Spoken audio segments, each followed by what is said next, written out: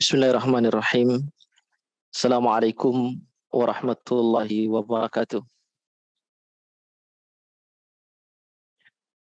Alhamdulillahilladzi ahyana ba'dama amatana wa ilaihin nusyur. Salatan wa salaman daimaini ala habibina al-mustafa wa maulana Muhammadin sallallahu alaihi wasallam wa ala alihi wa sahbihi ajmain, amma ba'd. Qala Allahu jalla wa ala, a'udzu billahi minasy syaithanir rajim. Ya ayyuhalladzina amanu taqullaha haqqa tuqatih wa la tamutunna illa wa antum muslimun. Wa qala Nabi sallallahu alaihi wa alihi wasallam, fa inna khairal kalami kalamullah wa khairal hadi hadi Muhammadin sallallahu alaihi wa alihi wasallam wa syarrul umuri muhdatsatuha wa kullu muhdatsatin bid'ah wa kullu bid'atin dhalalah wa kullu dhalalatin finnar. Allahumma anfa'na bima 'allamtana wa 'allimna ma yanfa'una wa zidna ilma. Amin. Ayolah ikhwah rahimakumullah. Selalu kita bersyukur dan memuji Allah Subhanahu wa taala dalam setiap keadaan, dalam segala situasi kehidupan kita. Karena orang-orang yang bersyukur kepada Allah Subhanahu wa taala adalah orang-orang yang memahami bahwa segala apa yang dihadapinya di dalam kehidupannya merupakan ketetapan dan ketentuan Allah Subhanahu wa taala. Orang-orang yang bersyukur kepada Allah Subhanahu wa taala adalah orang-orang yang beriman dengan keimanan yang sesungguhnya kepada Allah Subhanahu wa taala. Syukur dengan hatinya, meyakini bahwa segala nikmat dan kesenangan hidup yang dirasakannya merupakan karunia Allah Subhanahu wa taala.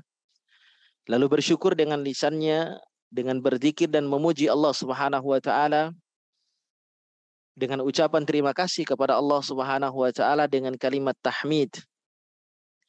Juga bersyukur dengan jawarih, bersyukur dengan anggota badannya, dengan melaksanakan segala bentuk ketaatan kepada Allah Subhanahu wa taala dan meninggalkan segala bentuk kemaksiatan kepada Allah Subhanahu wa taala. Orang yang bersyukur kepada Allah tidak hanya mengucapkan kalimat hamdalah semata, tapi syukur yang sesungguhnya adalah dengan meningkatkan ketakwaan dan amal saleh kepada Allah Subhanahu wa taala, meningkatkan semangat ibadah kepada Allah Subhanahu wa taala. Dalam hadis Bukhari diceritakan oleh Ibunda Aisyah radhiyallahu taala anha, ketika suatu saat Nabi sallallahu alaihi wasallam ditemukan kakinya dalam keadaan terluka. Tumitnya dalam keadaan bengkak. Karena saking lamanya beliau salat malam di setiap malamnya. Ya. Dan lantai rumah Nabi sallallahu alaihi wasallam itu tanah yang keras. Ya, tidak ada karpet yang empuk seperti sekarang. Tanahnya keras. Sampai kemudian Aisyah radhiyallahu taala anha merasa iba kepada suaminya. Lalu beliau mengatakan, "Ya Rasulullah, lima fa'alta hadza?" Ya Rasul, kenapa engkau melakukan ini semua? Engkau bangun malam di setiap harinya, salat malam sampai kakimu bengkak-bengkak, padahal engkau adalah maksum. Surgamu telah dijamin oleh Allah Subhanahu wa taala. Mungkin istilah kita ya tidak perlu terlalu bersemangat seperti itu di dalam beribadah kepada Allah Subhanahu wa taala. Oh, Nabi Shallallahu alaihi wasallam telah dijamin surganya oleh Allah Subhanahu wa taala. Jadi Aisyah merasa iba. Istirahat dulu sebentar sampai kakimu benar-benar sembuh, baru engkau lanjutkan kembali aktivitas salat malammu. Apa jawaban Nabi Shallallahu alaihi wasallam? Afala akunu abdan syakura, wahai Aisyah, apakah aku ini tidak layak menjadi hamba yang bersyukur? Demikianlah cara Nabi Shallallahu Alaihi Wasallam mengekspresikan rasa syukurnya kepada Allah Subhanahu Wa Taala, karena Allah Subhanahu Wa Taala telah menjamin surga baginya, maka beliau bersyukur dengan meningkatkan semangat ibadah kepada Allah Subhanahu Wa Taala. Demikianlah kita di dalam bersyukur kepada Allah Subhanahu Wa Taala. Salawat beriring salam semoga selalu tercurah kepada suri teladan kita Nabi Muhammad Sallallahu Alaihi Wasallam. Semoga kita bisa meneladaninya di dalam prinsip akidah dan tauhidnya. Kita bisa meneladani di dalam cara dan semangat ibadahnya kepada Allah Subhanahu Wa Taala. Dan semoga kita juga bisa meneladani Rasulullah Sallallahu Alaihi Wasallam di dalam akhlakul karimah, di dalam budi pekerti luhur yang telah diajarkan dan ditunjukkan oleh Nabi Sallallahu Alaihi Wasallam. Bapak Ibu yang dimuliakan Allah Subhanahu Wa Taala, tema kita hari ini adalah tentang bagaimana kita memahami konsep rizki di dalam Islam. Ya. Sebenarnya ini melanjutkan apa yang sudah kita ulas pada pertemuan yang sebelumnya, tentang bagaimana kita mesti memiliki prasangka yang baik kepada Allah Subhanahu Wa Taala. Pada pertemuan yang lalu kita sudah menjelaskan tentang beberapa keadaan di mana kita perlu meningkatkan husnuzon kita kepada Allah Subhanahu Wa Taala. Kita sudah membahas 2 poin. Yang pertama adalah keadaan ketika kita sedang bertaubat kepada Allah Subhanahu Wa Taala, di mana kita perlu berbaik sangka kepada Allah Subhanahu Wa Taala bahwa Allah memiliki nama At-Tawwab, yang maha menerima taubat hambanya. Bahwa Allah Subhanahu Wa Taala memiliki nama Al-Ghafur, yang maha mengampuni dosa hamba-hambanya. Sehingga ketika kita bertaubat kepada Allah dari dosa-dosa kita, yakinilah dan berbaik sangkalah kepada Allah Subhanahu Wa Taala bahwa Allah Subhanahu Wa Taala pasti akan menerima taubat hambanya dan menghapuskan dosa-dosa hambanya. Keadaan yang kedua di mana kita perlu meningkatkan husnuzan kita kepada Allah Subhanahu Wa Taala adalah di saat kita sedang mengalami musibah. Ketika Allah Subhanahu Wa Taala uji kehidupan kita dengan hal-hal yang tidak menyenangkan, dengan musibah-musibah yang datang silih berganti dalam kehidupan kita, kita mesti selalu berbaik sangka kepada Allah Subhanahu Wa Taala bahwa di balik musibah itu ada hikmah besar yang Allah Subhanahu Wa Taala siapkan kepada kita, di mana dengan musibah itu Allah Subhanahu Wa Taala ingin menaikkan level keimanan kita, untuk menguji kita siapa yang benar-benar beriman kepada Allah Subhanahu Wa Taala, siapa orang-orang yang benar-benar bersabar di dalam menghadapi musibah dan cobaan. Kemudian musibah itu berfungsi untuk menghapuskan dan menggugurkan dosa kita, sebagaimana hadis-hadis yang sudah kita jelaskan pada pertemuan yang sebelumnya. Dan juga dengan musibah itu Allah Subhanahu Wa Taala ingin menunjukkan cinta dan kasih sayangnya kepada hambanya. Sebab kalau Allah ingin menunjukkan kasih sayangnya kepada hambanya, Allah tidak berikan kesenangan, Allah tidak berikan kehidupan yang mewah, Allah tidak berikan kenikmatan. Tapi ketika Allah Subhanahu Wa Taala ingin menunjukkan cintanya kepada hambanya, apa kata Nabi Sallallahu Alaihi Wasallam?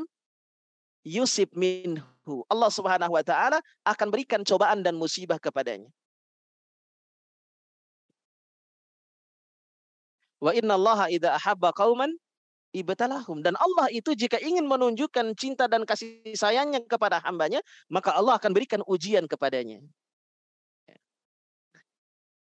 Dan di antara hikmah musibah yang lain agar kita kembali kepada Allah Subhanahu Wa Taala, agar kita menggantungkan segala asa dan harapan hanya kepada Allah Subhanahu Wa Taala, bersandar hanya kepada Allah Subhanahu Wa Taala, tidak bersandar kepada selain Allah, tidak menggantungkan harapan kepada manusia. Karena manusia kadang-kadang membuat kita kecewa, tapi Allah tidak akan pernah membuat kita kecewa. Allah Subhanahu wa taala tidak pernah menzalimi hambanya sedikit pun.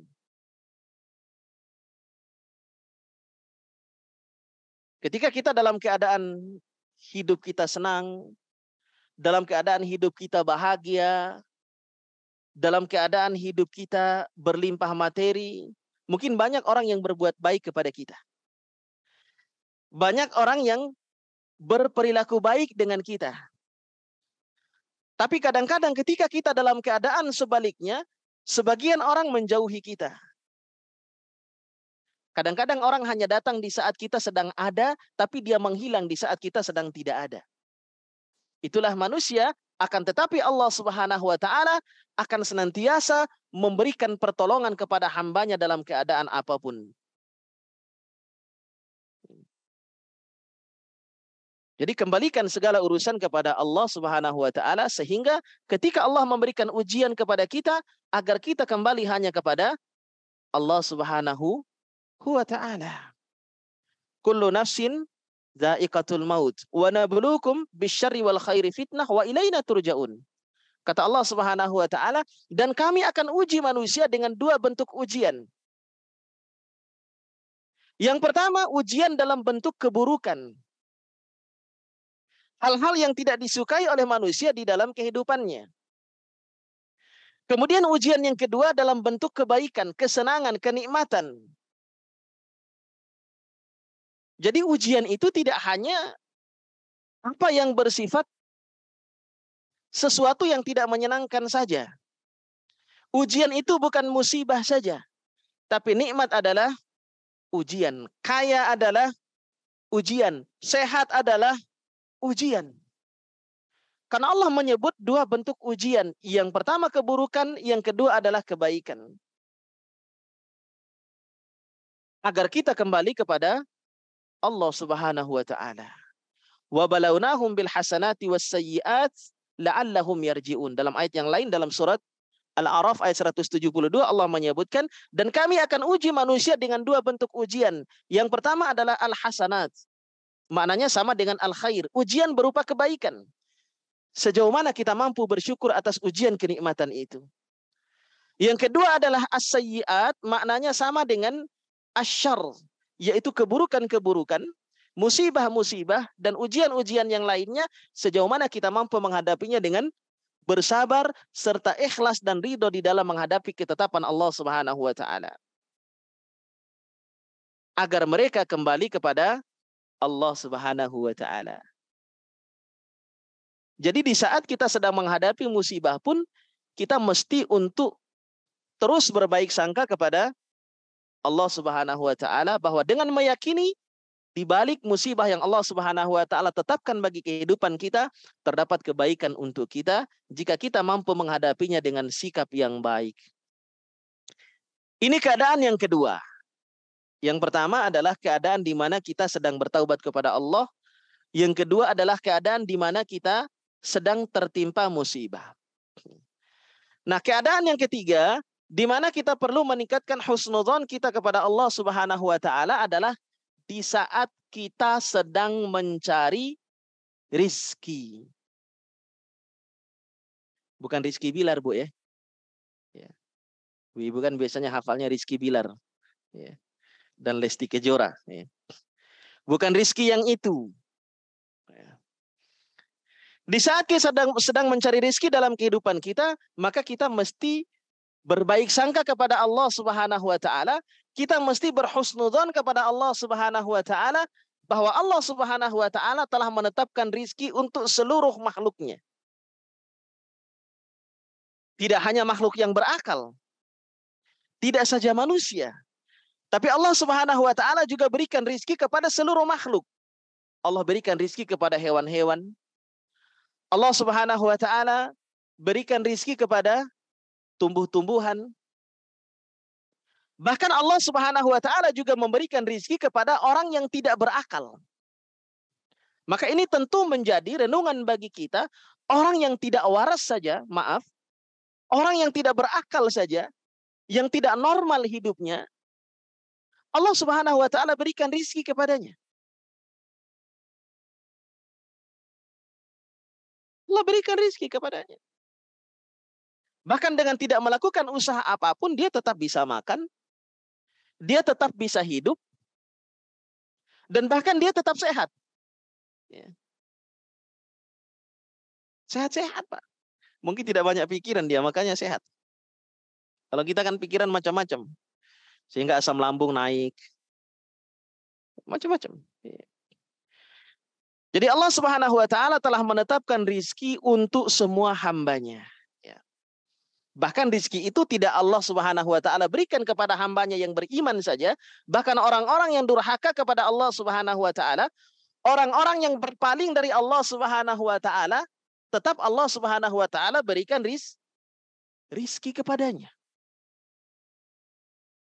Allah sudah berikan rizki kepadanya, namun dia tidak bersyukur. Allah sudah berikan rizki kepadanya, namun justru dia tidak beriman. Justru dia ingkar kepada Allah Subhanahu wa taala. Justru dia bermaksiat kepada Allah Subhanahu wa taala, tapi Allah tetap beri rizki. Kenapa? Karena Allah Subhanahu wa taala punya nama yang indah, Ar-Razzaq. Apa artinya Ar-Razzaq, Pak? Yang Maha memberi rizki. Allah tidak menyebut dirinya Raziq. Razik itu artinya orang yang memberikan rizki. Sekali memberi, maka dia disebut Razik. Wa huwa khairur raziqin. Banyak orang yang bisa memberikan rizki. Maka Allah Subhanahu wa taala menyebutkan wa huwa khairur raziqin, dan Allah adalah sebaik-baik pemberi rizki. Karena razikin itu banyak. Tapi Ar-Razzaq hanya Allah Subhanahu wa taala yang mampu Maha memberikan rizki kepada hambanya. Tidak sekali dua kali, tapi selalu memberikan rizki kepada hambanya. Maka yakinilah bahwa Allah Subhanahu wa taala memiliki nama Ar-Razzaq, sehingga kita tidak perlu risau terhadap urusan rizki. Karena Allah telah menjamin rizki kita. Kenapa ini perlu? Karena kadang-kadang ada orang yang takut meninggalkan profesi yang haram karena khawatir hilangnya rizki. Takut meninggalkan perbuatan yang haram karena khawatir jatah rizkinya berkurang. Nanti kalau saya tidak di sini, nanti saya mau makan apa? Anak istri saya nanti mau saya kasih makan apa? Nanti saya dapat rizki dari mana? Seolah-olah rizki itu maknanya sempit. Bingung akhirnya nanti makan apa? Makan nasi, Pak. Makan nasi. Sama, saya juga sampai sekarang masih makan nasi, Pak. Ya. Nggak usah khawatir, nggak usah hiraukan, nggak usah risaukan masalah rizki, karena Allah Subhanahu wa taala telah menjamin rizki bagi hamba-hambanya. Terutama secara khusus kepada hamba-hambanya yang beriman. Karena ada rizki yang datang dari arah yang tidak disangka-sangka. Kenapa? Karena dia memiliki kualitas iman yang baik kepada Allah Subhanahu wa taala, dan dia memiliki keyakinan yang tinggi kepada Allah Subhanahu wa taala bahwa rizkinya telah dijamin oleh Allah Subhanahu wa taala. Ya. Allah Subhanahu wa taala tegaskan di dalam surat Hud ayat yang ke-6. Wa ma min dabbatin fil ardi illa 'ala Allahi rizquha wa ya'lamu mustaqarraha wa mustawda'aha kullun fi kitabim mubin. Dan tidak ada satupun makhluk melata di atas muka bumi, tidak hanya manusia, tapi Allah Subhanahu wa taala menyebutkan dabbah, seluruh makhluk melata yang hidup di atas muka bumi ini illa 'ala Allahi rizquha, kecuali Allah telah menjamin rizkinya masing-masing. Wa ya'lamu mustaqarraha wa mustawda'aha, dan Allah Maha tahu tempat penyimpanannya. Kullun fi kitabim mubin, dan semua itu telah tertulis di dalam catatan yang jelas dan nyata, yaitu di Lauhul Mahfuz. Bahkan sebelum Allah Subhanahu wa taala meniupkan ruh di dalam janin kita ketika kita berada di dalam rahim ibu kita, Allah Subhanahu wa taala telah menetapkan rizki kita. Dijelaskan dalam hadis Arba'in itu, hadis yang keempat, dalam hadis yang menceritakan tentang proses penciptaan manusia. Di mana manusia diciptakan oleh Allah Subhanahu wa taala dalam 3 tahapan. 40 hari dalam bentuk mani, 40 hari dalam bentuk darah, dan 40 hari dirubah menjadi segumpal daging. Setelah 3 kali 40 hari, setelah 4 bulan, kemudian Allah Subhanahu wa taala perintahkan malaikat untuk meniupkan ruh kepada janin kita. Lalu kemudian ditetapkan baginya 4 perkara. Yang pertama tentang ajalnya. Yang kedua tentang rizkinya. Yang ketiga tentang amalnya. Yang keempat tentang nasibnya, syakiyun am sa'id. Syakiyun, dia akan sengsara, am sa'id, atau dia akan hidup dalam keadaan yang bahagia selama-lamanya. Karena ditetapkan oleh Allah Subhanahu wa taala bahkan sebelum kita lahir ke dunia dan bahkan sebelum kita berbuat apa-apa. Bahkan dalam hadis riwayat Imam Muslim disampaikan oleh Nabi sallallahu alaihi wasallam, "Kataballahu maqadiral khalaiq qabla an yakhluqas samawati wal ardi bi 50 alf sanah." Allah Subhanahu wa taala telah menulis, telah menetapkan takdir seluruh makhluk. Kapan Allah tetapkan takdir itu? 50.000 tahun sebelum Allah menciptakan langit dan bumi. Di sana sudah dicatat rezeki kita oleh Allah Subhanahu wa taala, bahwa Allah Subhanahu wa taala telah menjamin rezeki bagi hamba-hambanya. Bapak dan Ibu yang dimuliakan Allah Subhanahu wa taala, ada 2 jenis rezeki yang diberikan oleh Allah Subhanahu wa taala kepada manusia. Ya.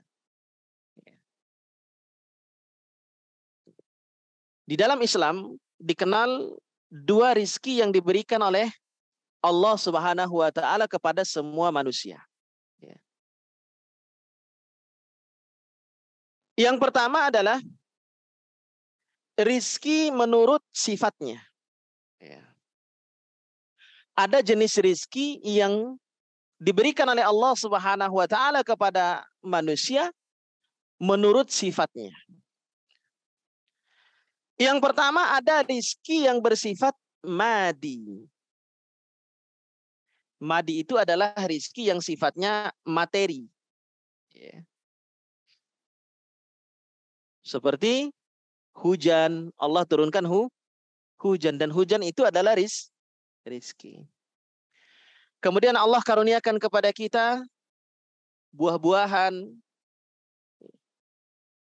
Kemudian ada lagi profesi, uang, dan yang sejenisnya. Ini adalah rizki yang diberikan Allah Subhanahu wa taala kepada semua manusia, baik dia beriman maupun dia orang kafir. Allah berikan rizki jenis yang pertama, yaitu rizki yang bersifat madi, yang bersifat materi. Kemudian yang kedua, ada rizki yang bersifat ma'nawi. Ma'nawi itu sifatnya non-materi. Ya. Rizki yang bersifat ma'nawi ini kebalikan daripada rizki yang bersifat madi, yang bersifat materi. Ya. Rizki ini Allah Subhanahu wa taala berikan kepada hambanya dalam bentuk rasa cinta. Ya.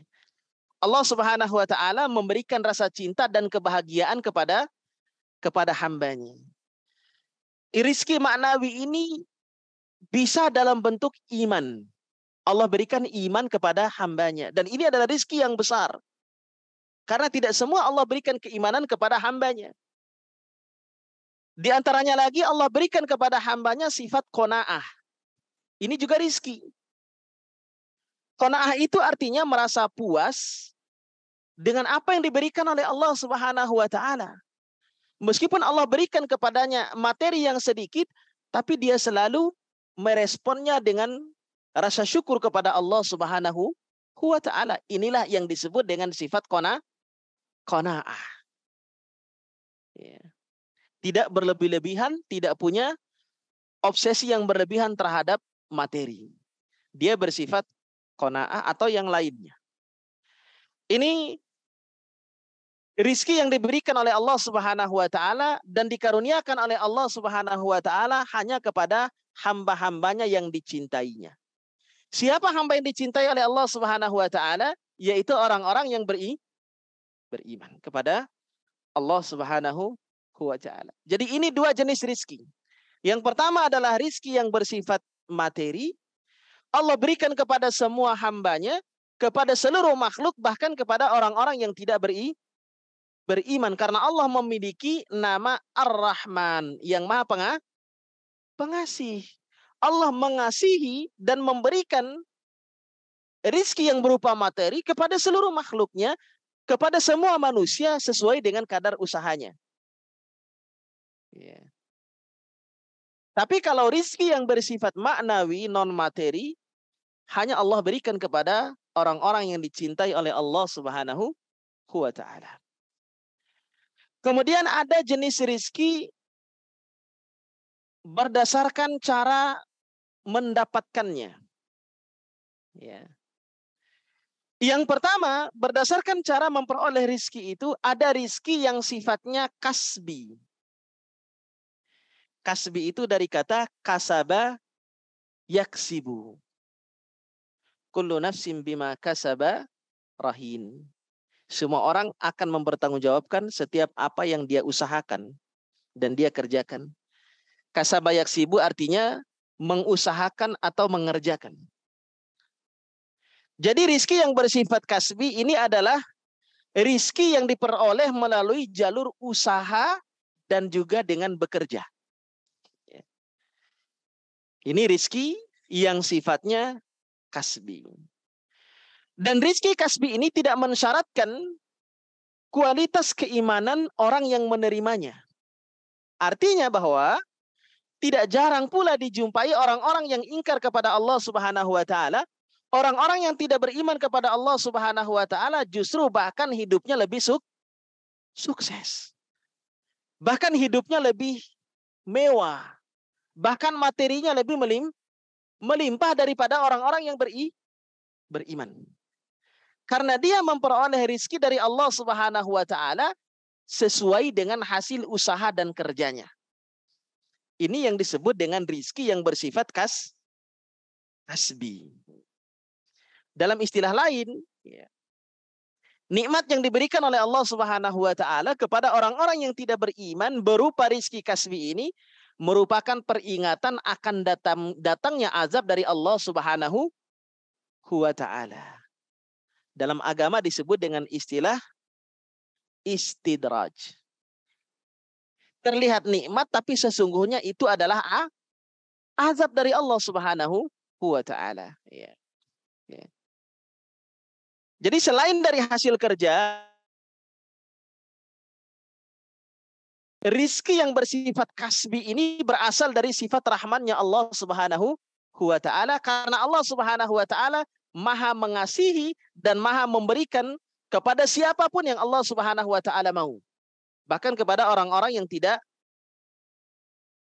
beriman sekalipun. Maka siapapun yang mau berusaha, maka dia akan memperoleh rizki. Ya.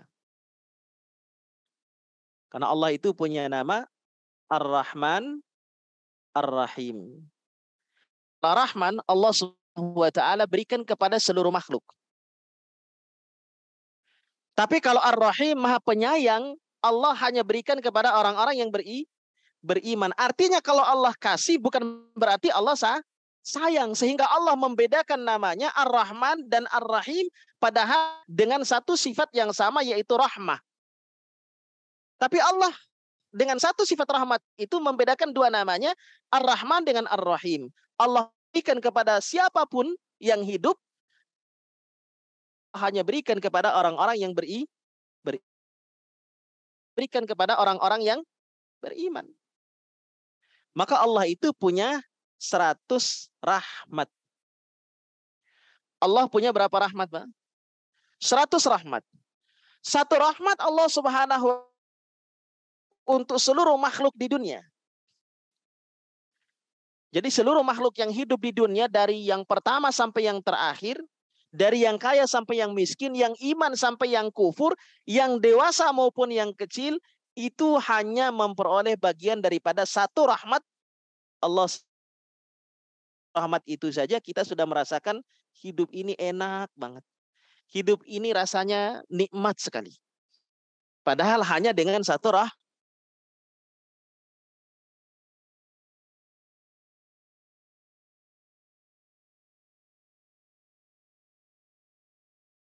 99 rahmat Allah Subhanahu wa taala, Allah nanti akan siapkan di dalam surga yang hanya akan dirasakan oleh ahli surga, dan syarat masuk surga itu adalah iman. Hanya orang-orang yang beriman yang akan memasuki surga Allah Subhanahu wa taala, dan itulah yang disebut dengan Ar-Rahim.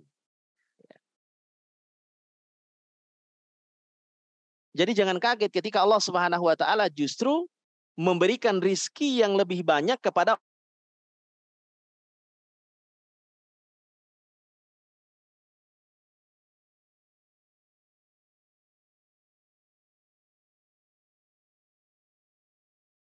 azab yang tertunda. Ya. Itu jenis rizki yang pertama berdasarkan dari cara mendapatkannya, yaitu rizki yang diperoleh oleh hasil usaha dan kerja, kasbi namanya. Yang kedua disebut dengan rizki wahbi. Dari kata wahaba yahibu hibah. Ya. Hibah itu artinya apa, Pak? Saya hibahkan tanah ini untuk rumah Quran misalnya. Hibah itu artinya apa? Pemberian. Dari kata wahaba yahibu, memberi. Maka Allah itu adalah Al-Wahhab, yang maha memberi. Berarti kalau ada orang yang namanya Abdul Wahhab, berarti dia orangnya dermawan pasti. Dari kata wahaba, yahibu, memberi. Rizki wahabi artinya rizki yang diberikan oleh Allah Subhanahu wa taala dari arah yang tidak disangka-sangka oleh manusia, di luar prediksi manusia. Ya. Kadang-kadang tidak memerlukan usaha, kadang-kadang tidak memerlukan jerih payah untuk memperoleh rizki yang bersifat wahabi ini. Ya. Contoh, orang miskin misalnya, tukang becak misalnya, maaf, atau tukang pemulung misalnya. Ya. Tiba-tiba memperoleh biaya untuk naik haji. Jadi yang naik haji bukan tukang bubur aja, Pak. Ya. Yang lain juga bisa naik haji. Dari arah yang tidak disangka-sangka. Dalam nalar manusia, itu nggak masuk akal, Pak. Nggak masuk akal. Nah, tiba-tiba dia berangkat haji. Inilah rezeki yang diberikan oleh Allah Subhanahu wa taala dari arah yang tidak disangka-sangka oleh manusia. Dan orang yang paling berpeluang mendapatkan rizki yang bersifat wahbi ini, rizki jenis ini adalah orang yang bertakwa kepada Allah Subhanahu wa taala. Ya. Karena kesuksesan orang yang bertakwa kepada Allah Subhanahu wa taala itu lebih ditentukan oleh kualitas imannya dibandingkan dengan profesinya. Jadi yang menentukan seseorang memperoleh rizki yang bersifat wahdi ini adalah kualitas iman dan takwa. Inilah makna firman Allah Subhanahu wa taala, "Wa may yattaqillaha yaj'al lahu makhraja wa yarzuquhu min haitsu la yahtasib." Siapa yang bertakwa kepada Allah Subhanahu wa taala, maka Allah akan berikan jalan keluar dari segala macam problematika kehidupan yang dia hadapi. Wa yarzuquhu min haitsu la yahtasib, lebih dari itu Allah Subhanahu wa taala akan memberikannya rizki dari arah yang tidak disangka-sangka. Ya. Jadi dia memperoleh rizki dari Allah Subhanahu wa taala. Maka Bapak dan Ibu yang dimuliakan Allah Subhanahu wa taala, manusia dan makhluk Allah Subhanahu wa taala lainnya tidak perlu khawatir dan tidak perlu risau tidak kebagian rizki. Jadi jangan takut tidak kebagian rizki, karena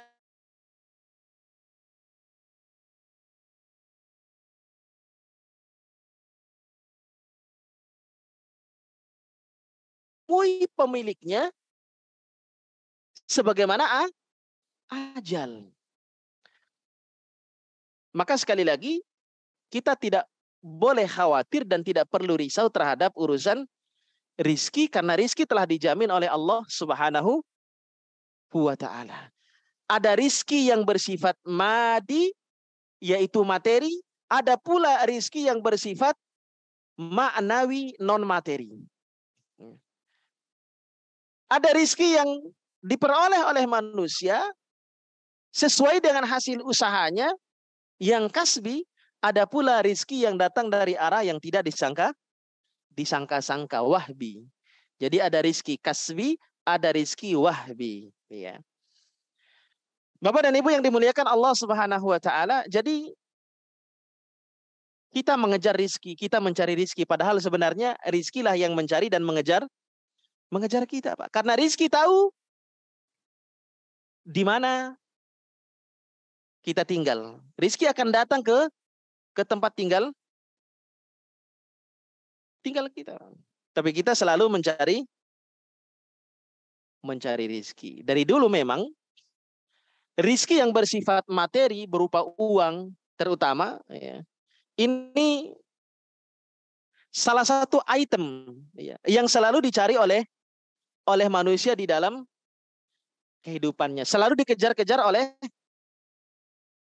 orang. Kenapa? Karena sebagian besar menganggap bahwa uang itu, mengkategorikan uang adalah rizki dari Allah Subhanahu wa ta'ala. Selain itu seakan-akan bukan rizki. Selain uang seakan-akan bukan rizki. Padahal ada rizki yang sifatnya maknawi. Uang rizki, harta benda adalah rizki, tapi sehat juga rizki. Keluarga yang harmonis adalah rizki. Hati yang qanaah juga adalah rizki. Hidup yang tenang, tentram juga adalah rizki. Jadi rizki itu bukan hanya apa yang bisa kita lipat di dompet, Pak. Rizki itu bukan hanya apa yang tertulis di dalam buku rekening kita, Pak. Tapi rizki itu maknanya lebih luas daripada itu. Rizki tidak hanya yang bersifat materi semata, tapi ada juga rizki yang bersifat non-materi. Maka selalu bersyukur kepada Allah Subhanahu wa ta'ala atas rizki yang diberikan oleh Allah Subhanahu wa ta'ala. Tidak semata-mata yang bersifat materi, tapi kadang-kadang Allah Subhanahu wa ta'ala juga memberikan rizki yang bersifat non-materi. Dan dia akan menjadi berkah rizki itu sejauh mana dia bermanfaat untuk pemiliknya. Ya. Jadi inilah rizki yang diberikan oleh Allah Subhanahu wa ta'ala. Dan uang itu merupakan salah satu dari sekian banyak rizki yang Allah Subhanahu wa ta'ala berikan kepada manusia. Tapi sebagian besar kita selalu banting tulang. Sebagian besar kita selalu menghabiskan waktu kita siang dan malam untuk mendapatkan uang. Sampai bahkan sebagian besar manusia berani meninggalkan kewajibannya kepada Allah Subhanahu wa ta'ala, berani meninggalkan kewajiban untuk akhiratnya hanya semata-mata untuk mencari dunia. Inilah dunia yang melalaikan, inilah uang yang melalaikan. Tapi kalau rizki berupa materi itu bisa kita manfaatkan untuk akhirat kita, inilah rizki yang sesungguhnya yang akan kita panen nanti hasilnya di akhirat Allah Subhanahu wa ta'ala. Jadi rizki itu sebenarnya masuk dalam ranah yang misterius. Jadi rizki itu sifatnya misterius. Tidak ada yang pasti dan tidak ada yang berani menentukan kapan dan di mana kita akan mendapatkan rizki. Karena itu masuk dalam ranah rahasia Allah Subhanahu wa ta'ala, maka dari itu hanya Allah Subhanahu wa ta'ala yang tahu apa dan di mana bentuk rizki itu, siapa yang berhak memperolehnya, kapan orang akan memperolehnya, dan berapa jumlah yang akan kita peroleh dari rizki itu. Hanya Allah Subhanahu wa ta'ala yang tahu. Maka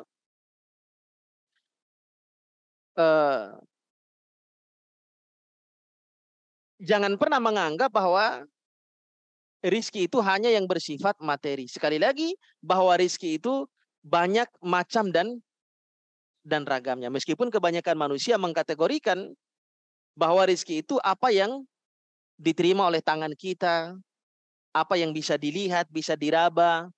Ya.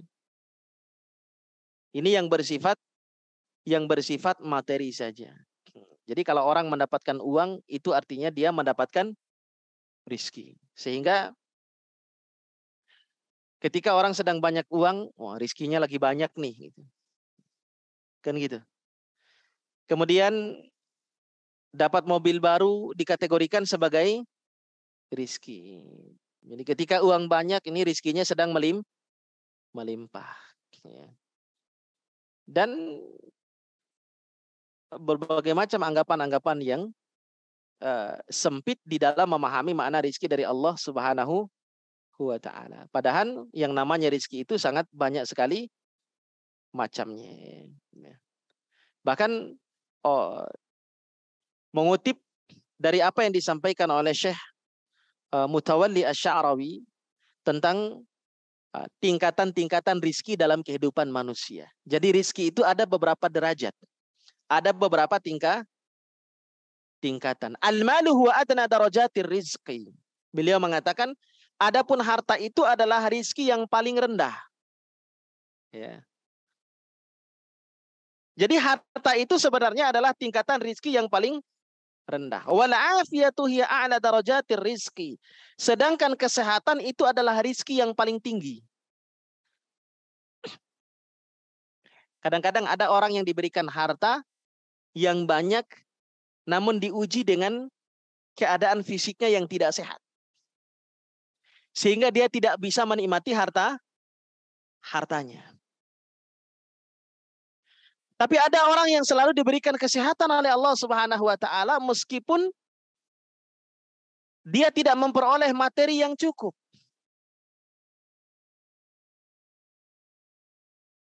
Mana yang lebih kita inginkan dan kita harapkan, Mbak? Ya. Tentunya kita mengharapkan dua-duanya. Ya.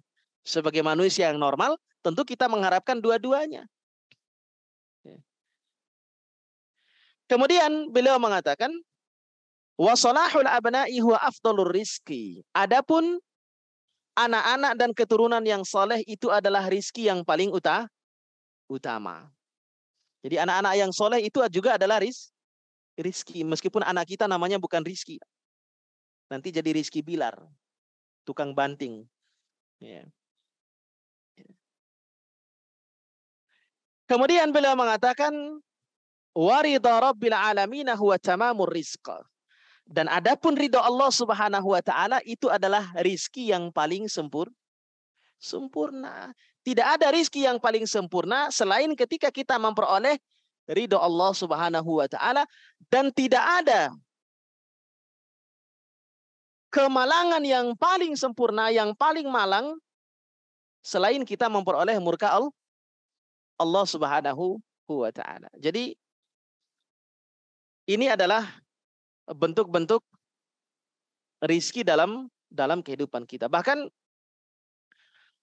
Allah Subhanahu wa ta'ala sendiri di dalam Al-Quran menyebutkan ada beberapa jenis rizki yang diperoleh oleh manusia.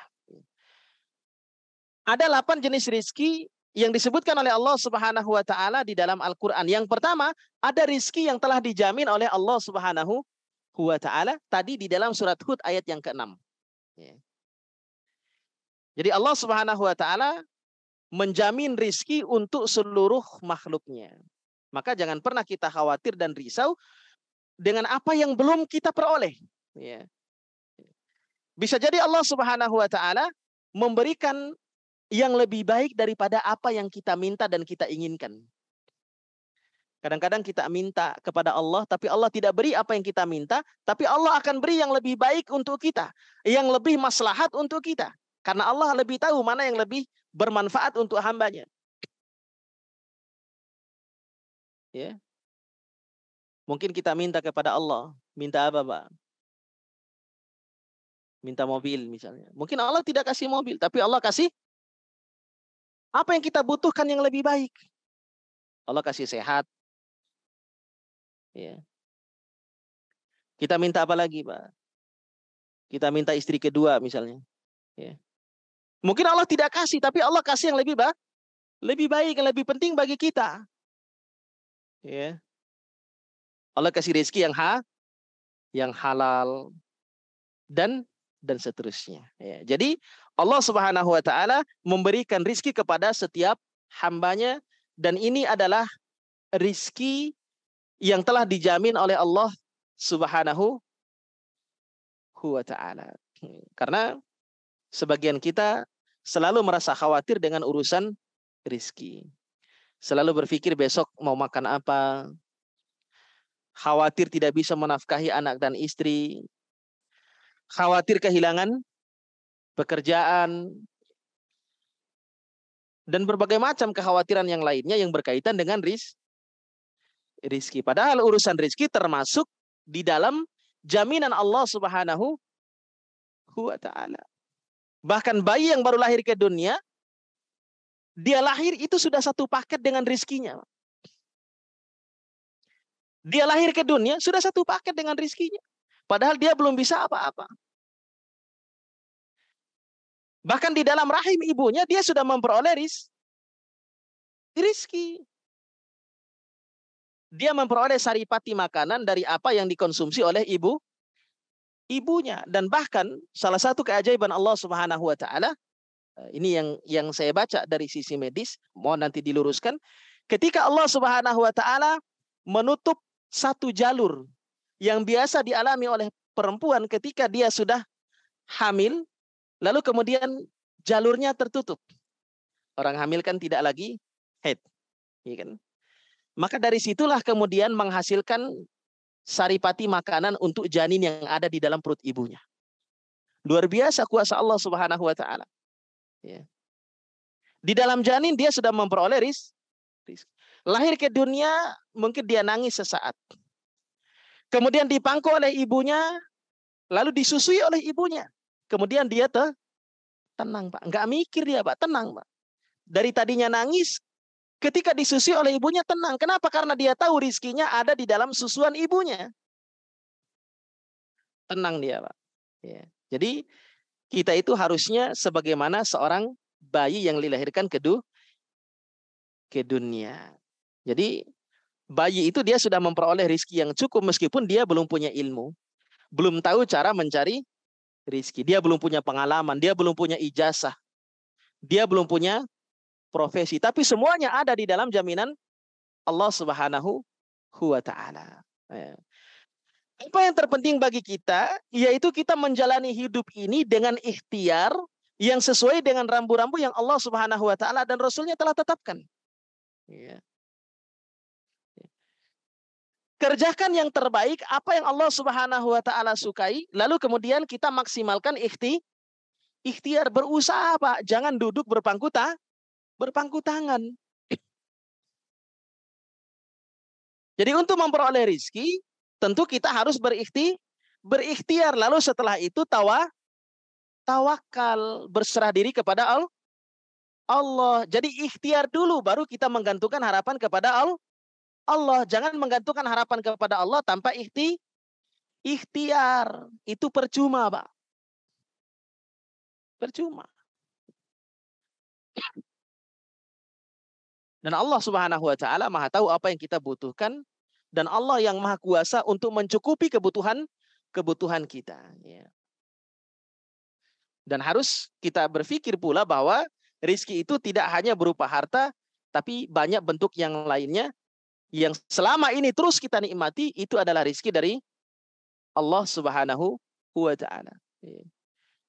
Maka Nabi SAW mengajarkan bagaimana konsep mencari rizki dari seekor burung. Apa kata Nabi SAW? Lau kuntum tatawakkaluna 'ala Allahi haqqa tawakkulihi la ruziktum kama yurzaqut thair. Taghdu khimasan wa taruhu bitana. Kalau kita benar-benar bertawakal kepada Allah Subhanahu wa taala, maka tawakal yang benar itu kata Nabi sallallahu alaihi wasallam adalah sebagaimana tawakalnya seekor burung di dalam mencari rizki, di dalam mencari dunia. Bagaimana burung di dalam mencari rizki? Kata Nabi sallallahu alaihi wasallam, taghdu khimasan. Dia keluar meninggalkan rumahnya, meninggalkan sarangnya di pagi hari dalam keadaan perut yang kosong, lapar. Wataruhu bitana, kemudian kembali di sore harinya dalam keadaan perut yang kenyang. Jadi Nabi tidak mengajarkan bahwa burung itu berdiam diri di sarangnya.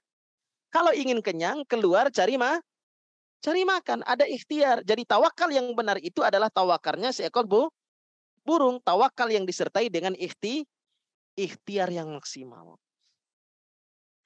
Maka ada orang yang berkata kepada Nabi Shallallahu Alaihi Wasallam, ya Rasulullah, saya memiliki seekor kuda, tapi saya bertawakal kepada Allah. Apakah saya biarkan lepas begitu saja, Pak? Ya, tidak perlu diikat karena kita bertawakal kepada Allah Subhanahu Wa Taala. Apa kata Nabi Shallallahu Alaihi Wasallam? I'tiqha wa tawakkal. Ikatlah kudamu itu, baru kemudian kamu tawakal. Jadi tidak dilepas begitu saja. Ada usaha dulu untuk mengikat kuda itu supaya tidak hilang. Baru kemudian kamu serahkan kepada Allah Subhanahu wa taala. Ini konsep yang benar di dalam mencari rizki. Yang kedua, tadi di dalam Al-Quran ada rizki yang telah dijamin oleh Allah. Yang kedua, ada rizki yang diberikan oleh Allah Subhanahu wa taala karena bersyukur.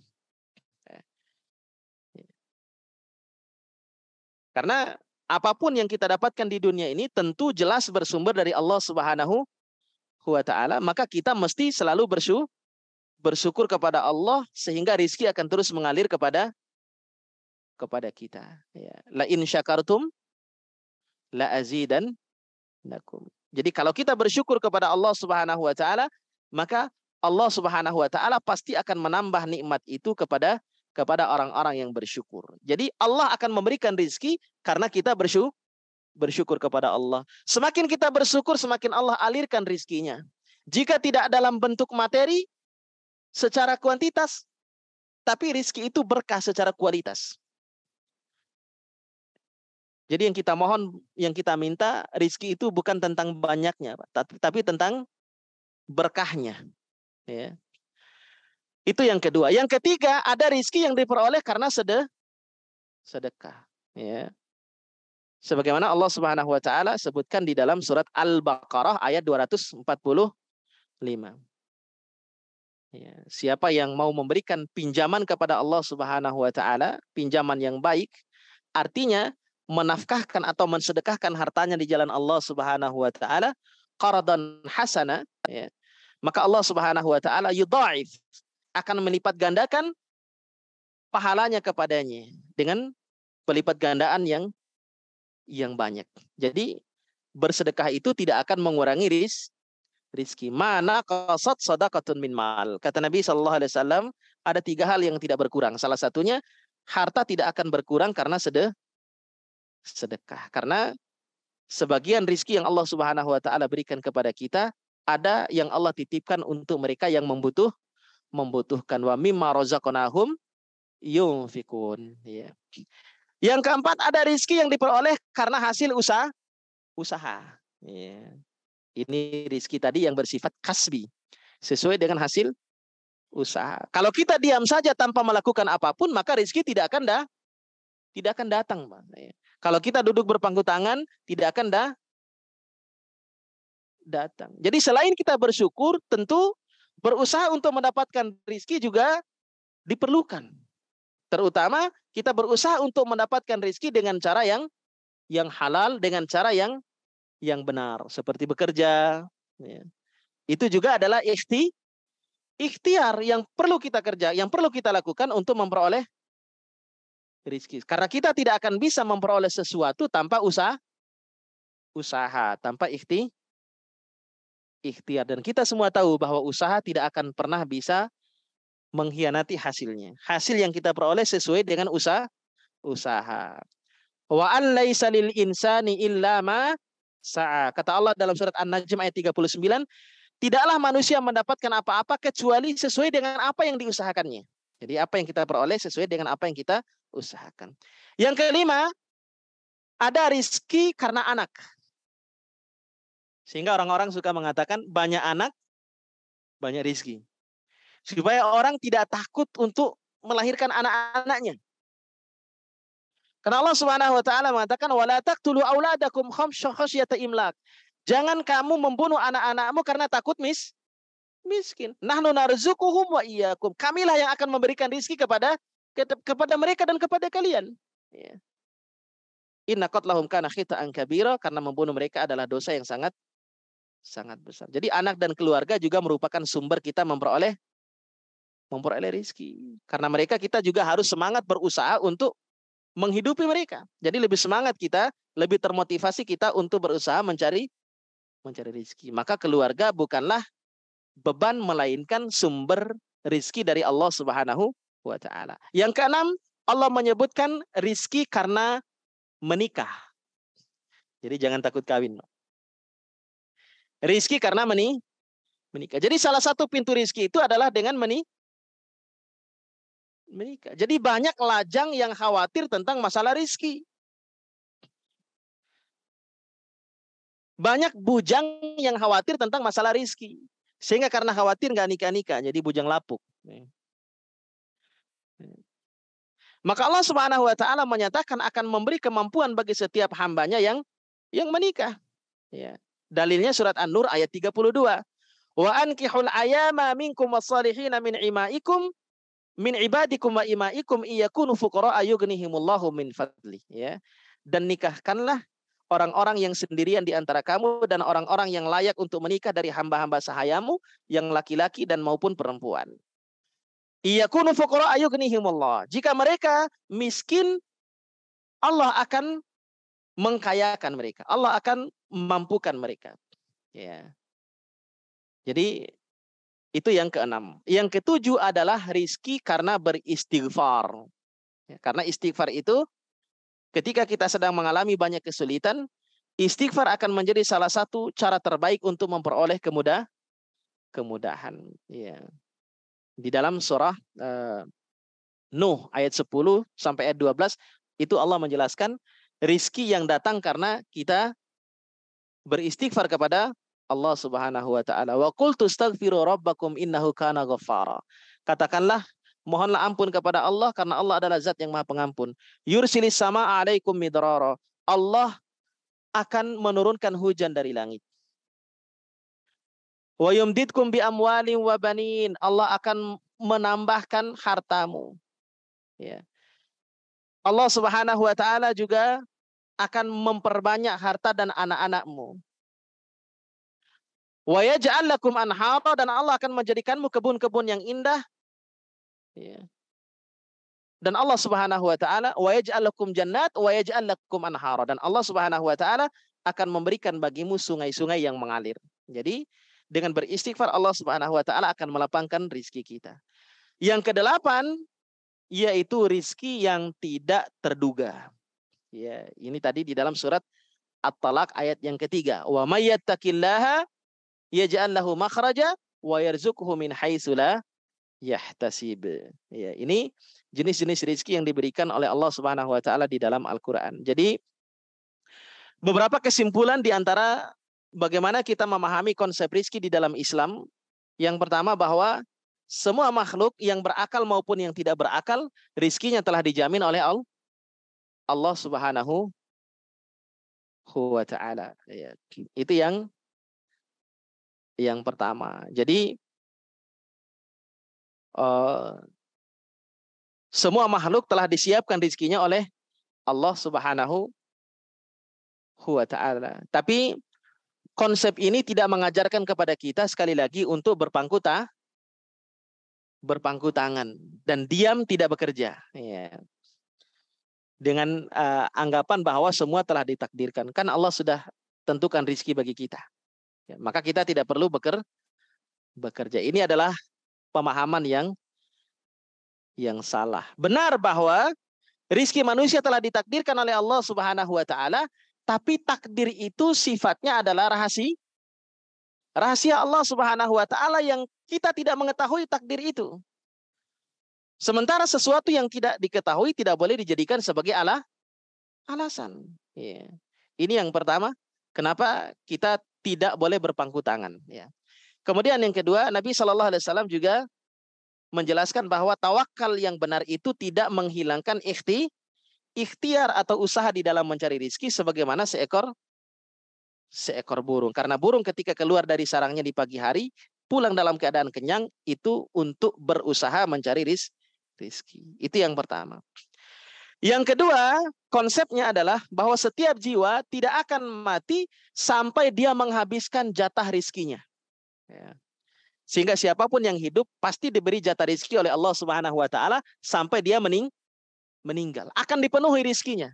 Jadi tidak perlu khawatir. Rasulullah Shallallahu Alaihi Wasallam bersabda, "Ayyuhan nas, wahai sekalian manusia, inna ahadakum la yamuta hatta yastakmila rizqah." Sungguh seseorang di antaramu tidak akan mati sampai rizkinya sempurna. Fala tastabti'ur rizqa, dan jangan merasa rizki kalian terhambat. Ya. Ittaqullaha ayyuhan nas, dan bertakwalah kepada Allah wahai manusia, wa ajmilu fi talab, khudhu ma halla wa da'u ma haram. Kemudian carilah rizki yang baik dan ambillah, tempuhlah jalan mencari rizki yang halal dan tinggalkan yang haram. Ya.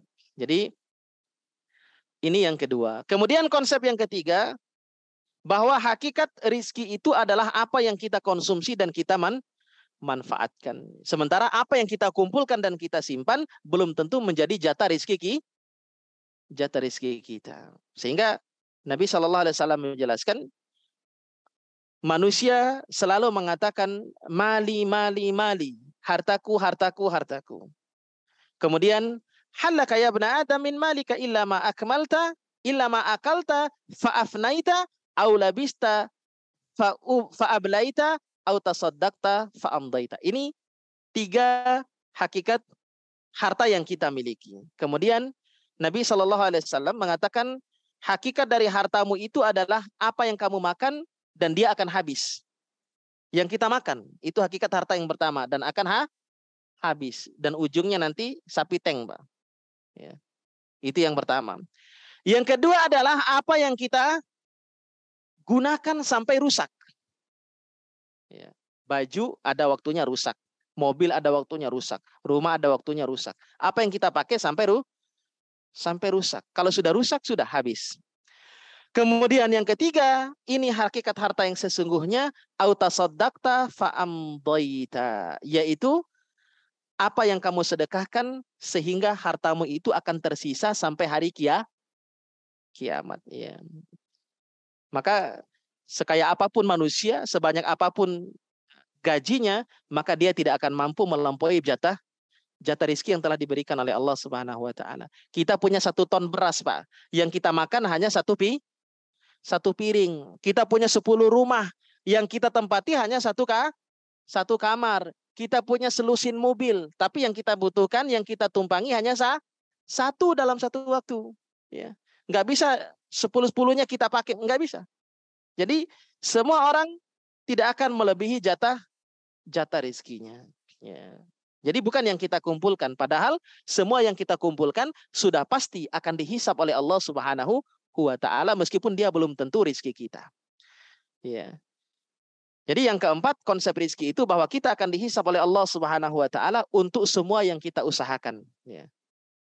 Semua yang kita hasilkan, semua pemasukan kita, meskipun belum tentu kita memanfaatkannya, tapi semuanya akan dihisap. Tsumma latus'aluna yauma idzin anin naim. Semua akan dimintai pertanggungjawab.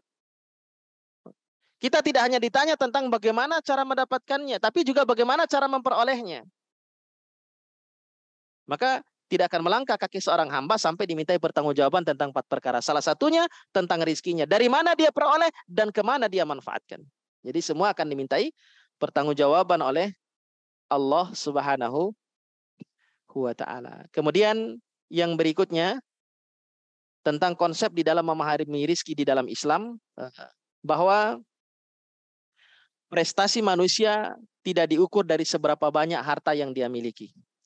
Tidak dilihat dari seberapa kaya dia, tapi dari seberapa banyak dia bisa memberikan manfaat kepada manusia. Khairun nas anfa'uhum linnas. Manusia yang terbaik adalah yang paling banyak memberikan manfaat. Jadi kalau kita punya banyak harta tapi hanya bisa dinikmati oleh diri kita sendiri, maka itu bukan ukuran kesuksesan dalam memperoleh rezeki. Tapi sejauh mana harta yang kita peroleh itu akan memberikan manfaat kepada halayak, kepada publik, kepada ranah yang lebih luas. Jadi ini diantara hal-hal yang perlu kita pahami di dalam mencari rizki. Jadi poin yang berikutnya dan keadaan yang berikutnya di mana kita perlu meningkatkan husnuzon kepada Allah Subhanahu wa taala adalah di saat kita mencari rizki. Meyakini bahwa Allah Subhanahu wa taala telah menjamin rizki bagi hambanya asal kita mau berikhtiar dan mau berusaha secara maksimal. Dan rizki tidak hanya dipahami dalam bentuk materi saja, tapi ada rizki juga yang bersifat maknawi. Jadi jangan bergantung kepada Allah, jangan bertawakal kepada Allah dengan meninggalkan ikhtiar. Ini adalah cara yang salah dan konsep yang salah di dalam mencari rizki dari Allah Subhanahu wa taala. Semoga Allah Subhanahu wa taala limpahkan rizki yang berkah kepada kita. Semoga Allah Subhanahu wa taala berikan keberkahan umur juga kepada kita, dan semoga Allah Subhanahu wa taala berikan jalan kepada kita untuk meraih rizki yang halal, yang berkah. Bersyukurlah jika memang rizki itu bisa kita peroleh dalam jumlah yang banyak, namun rizki itu tentu harus bisa bermanfaat dan rizki itu harus berkah. Ya. Kalau banyak, bermanfaat dan berkah, insya Allah itu lebih baik. Banyak sahabat-sahabat yang dijamin masuk surga oleh Allah Subhanahu wa taala itu karena hartanya. Abdurrahman bin Auf, salah satu sahabat yang dijamin masuk surga oleh Allah Subhanahu wa taala, itu adalah sahabat yang kaya raya. Dengan hartanya yang kita pinjamkan kepada Allah Subhanahu wa taala, maka akan menjadikan kita memperoleh surga Allah Subhanahu wa taala. Semoga Allah masukkan kita semuanya ke dalam surganya. Barakallahu fikum, hadanallahu wa iyyakum ajmain. Subhanakallahumma bihamdik, asyhadu an la ilaha illa anta, astaghfiruka wa atubu ilaik. Ada satu atau dua pertanyaan, silakan sebelum kita lanjut salat syuruk.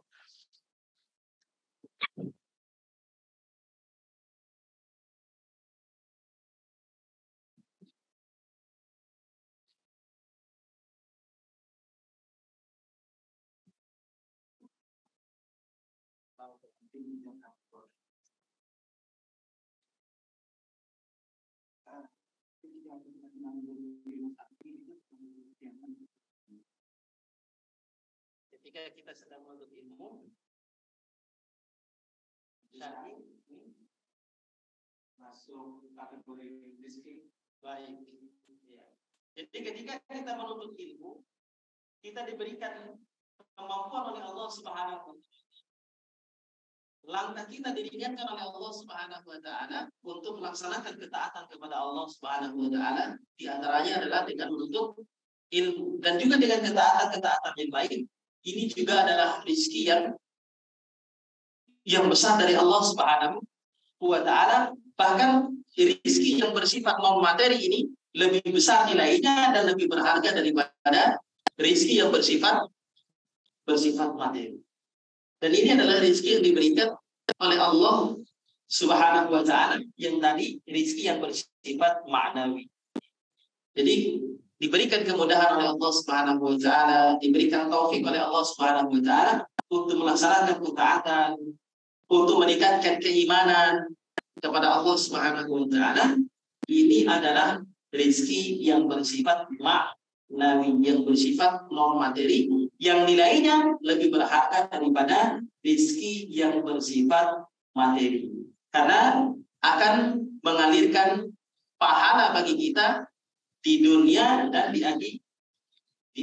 Ini perkara yang besar, perkara yang luar biasa, dan tidak semua orang bisa memperoleh rezeki ini. hanya orang-orang yang dipilih oleh Allah Subhanahu wa taala yang memperoleh rezeki yang bersifat ma'nawi. Dzalika fadlullahi yu'tihi man, atau biasa yang ditulis di mobil-mobil itu hadza min fadli rabbi. Ini adalah karunia Allah yang Allah berikan kepada siapa yang Allah pilih saja. Tidak Allah berikan kepada semua orang. Jadi nilainya lebih besar daripada rezeki yang bersifat mali atau watir. Yang bila kita cukup, ya kita cukupkan dalam dengan sholat syurut, insyaallah. Semoga Allah Subhanahu wa taala berikan keberkahan di dalam keluarga, dalam harta yang kita usahakan, dan semoga Allah Subhanahu wa taala berikan kebaikan-kebaikan dalam kita dan balasan yang besar bonus surga dari sisi Allah Subhanahu wa taala. Billahi taufiq wal hidayah. Assalamualaikum warahmatullahi wabarakatuh.